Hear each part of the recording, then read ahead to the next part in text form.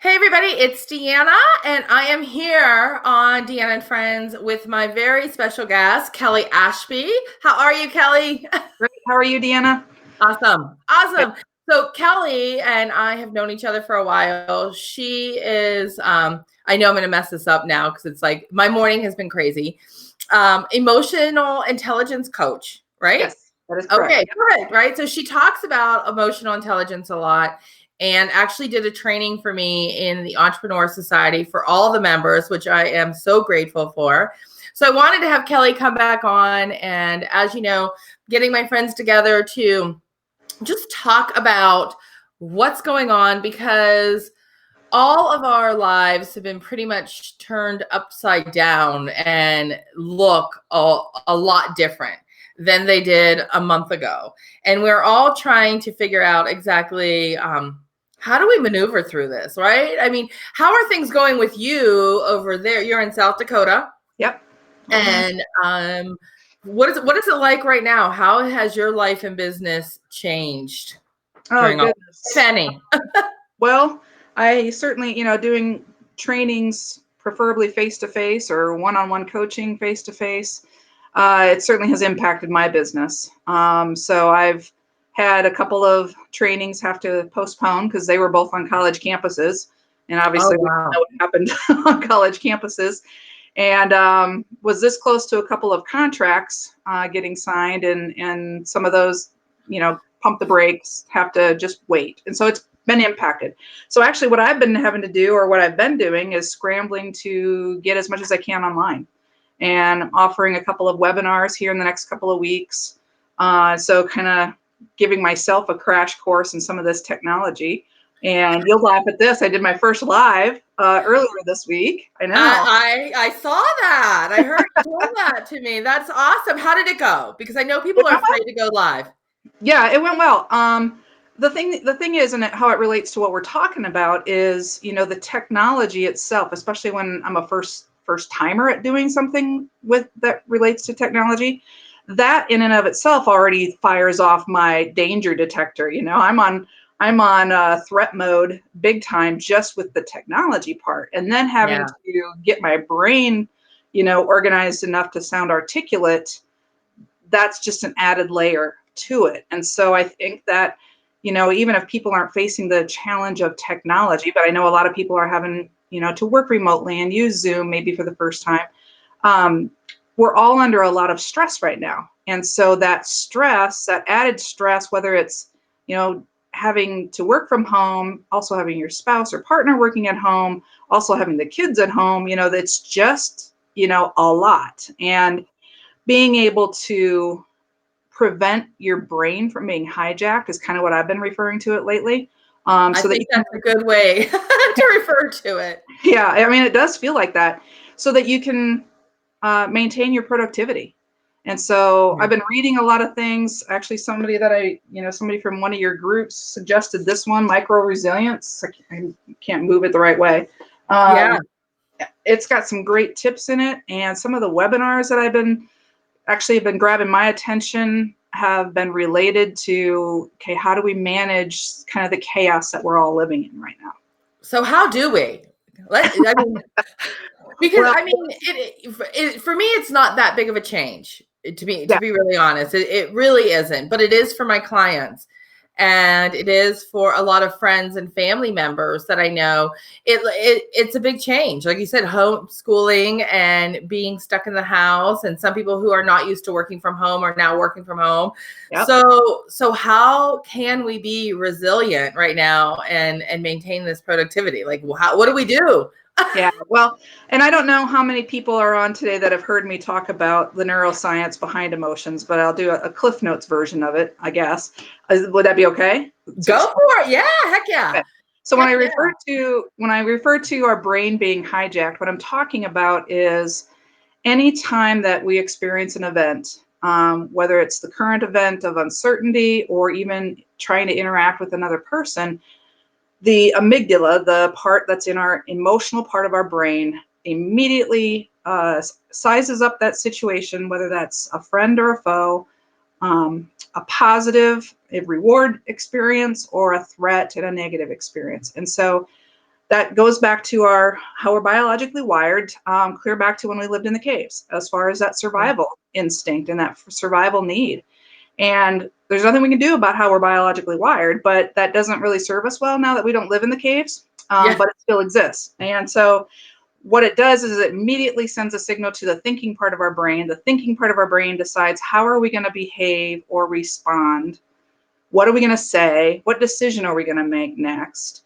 And so if we get ticked off about something, somebody's making too much noise in the background when you're on an important Zoom call, the kids are fighting, who knows what it is, we might get, that amygdala might get fired off and cause us to react in a way that's not productive.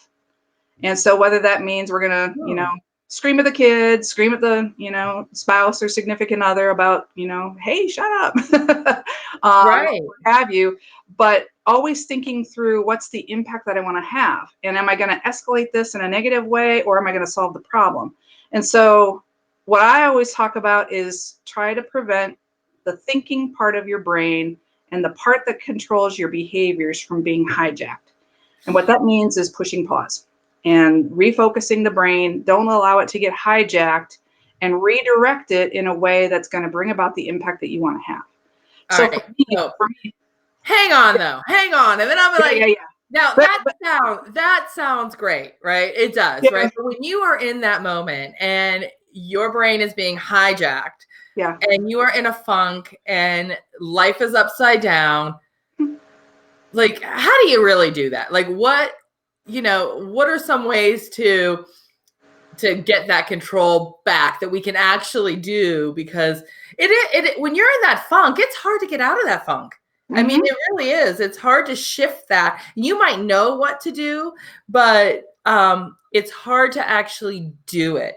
So, and if anybody is feeling this or going through this, if you're brave enough, I mean, feel free to ask Kelley some questions right now, and because we want to help you get out of this. And you're not alone.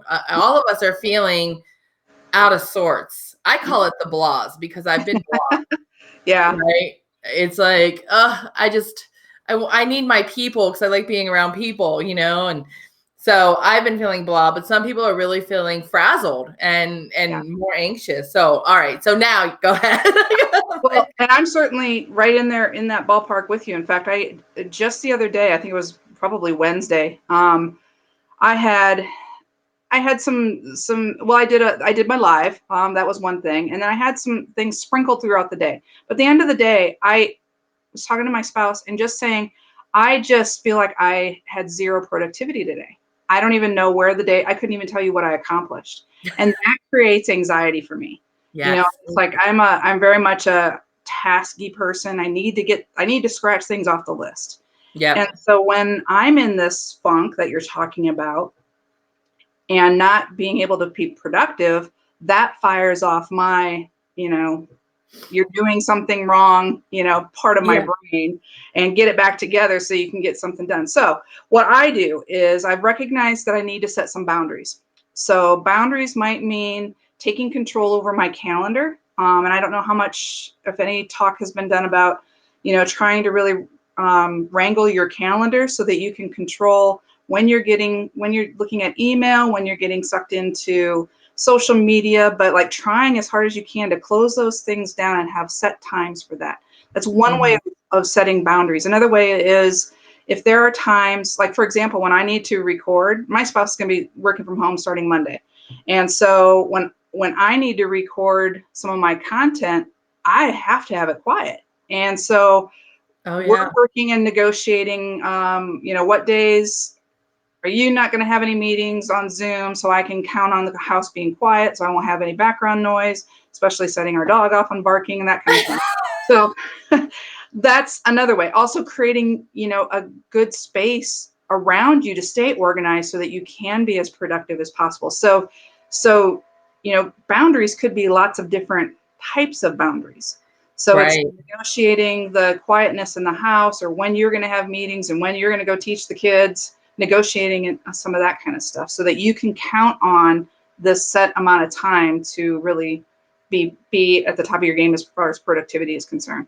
Does that answer? Yeah, I think boundaries are definitely good. And I think that makes sense. And Kathy kind of asked the same thing that I did. And, how do you actually pull yourself out of it when you're there? Yeah. And I all funked up. I was like all funded up. Like, you go, Yeah. girl, you got the fun. All funked up here. Okay.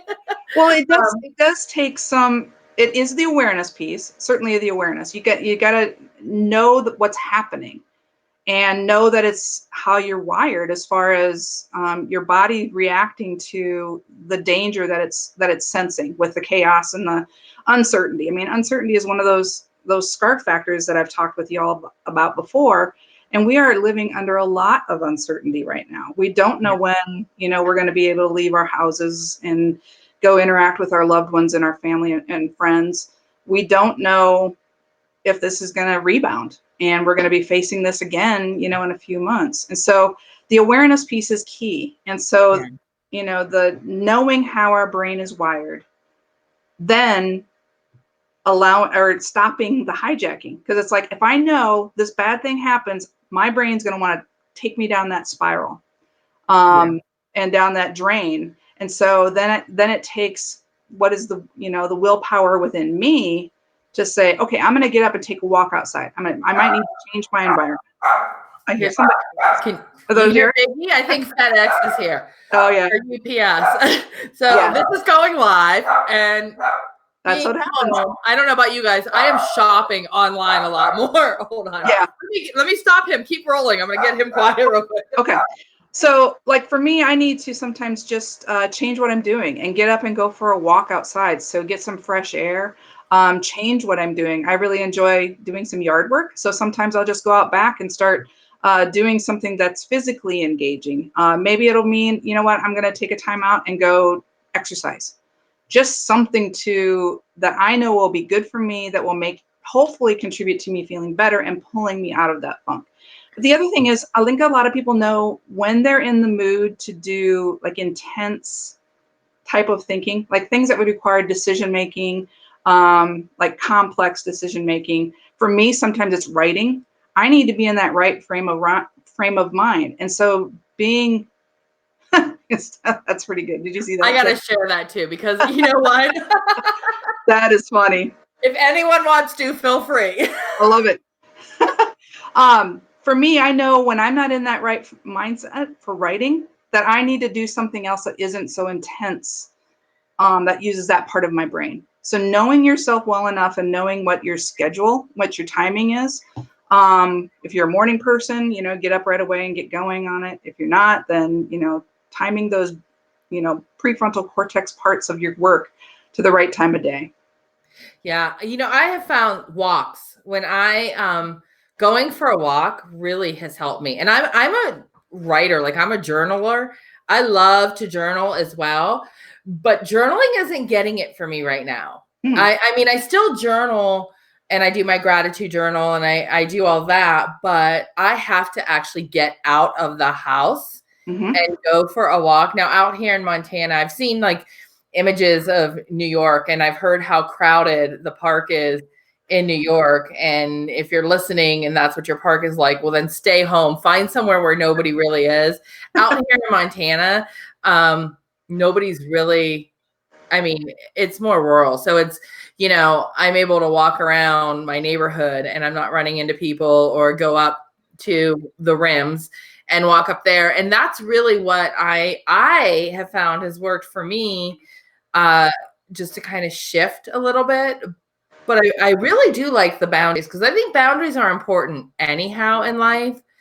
And I think a lot of times that's something that people struggle with is setting boundaries. And I think now more than ever, it's really important. And I didn't even think of that. I never thought of that until you mentioned it.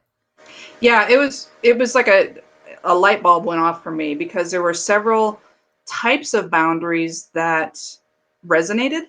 And so, the various kinds, I gotta take more control over my calendar because I usually just, it's one of these things where it's like, do what I say, not what I do sometimes. And this is one of them. Like, I just kind of like, sort of, check, like my social media is up, as one of my tabs. And so I get sucked in if I see, like right now, my Facebook has 3 notifications. And so it's like, I get, like, oh, I got to go check that because then I need to be able to respond, in a timely manner.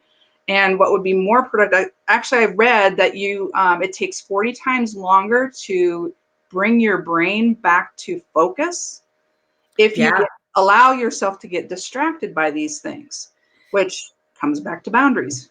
You know what? And I'm going to share something. I did it before, and then I got away from it. And I'm doing it again. And it comes to my email. And I am always in the habit of checking my email all day long. Now I have calendar alerts. I check it at 7 a.m. from 7 to 7:30. And then I'll check it again from 4:30 to 5. And that's it. And does it work for you? Yeah, it really does, and I feel better. I really do. I feel better. I feel like I stay on my tasks more. Now, if I have like downtime, if I've been productive, this is so weird. I don't know if anybody thinks like this. As I'm saying it out loud, I'm like, you're really kind of weird, Deanna. But if I'm feeling productive and I got a lot done, then I'll go back and check my email in my free time, and it's like a treat. So it's like a reward. I was good. So now I can reward myself. Hey, positive reinforcement. That works. A psychology major. We know. Right? But then I'm ahead of the game. So then it's like I'm freeing up my 4 to 4:30 or 4:30 to 5 time.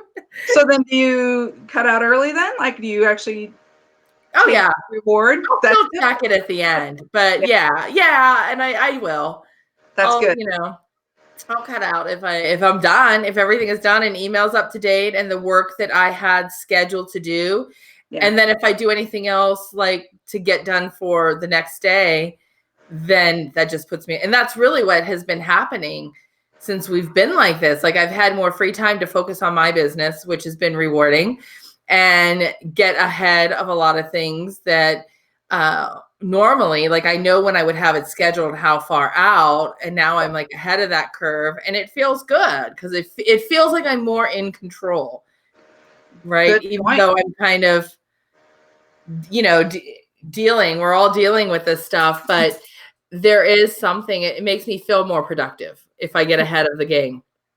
No, that I think is a huge, an important point there, that if anything that we can do that makes us feel like we were productive helps lessen that stress. And so that stress is remember those feelings that are underneath that iceberg, underneath the waterline, bring themselves out or display themselves in behaviors. So like stress may come out as aggressiveness. And so like when I don't feel like I'm being productive, that stresses me out. And then I might snap and get snarky with somebody much more quickly than normal. And so when the behaviors show up that you need to look at, okay, what am I feeling?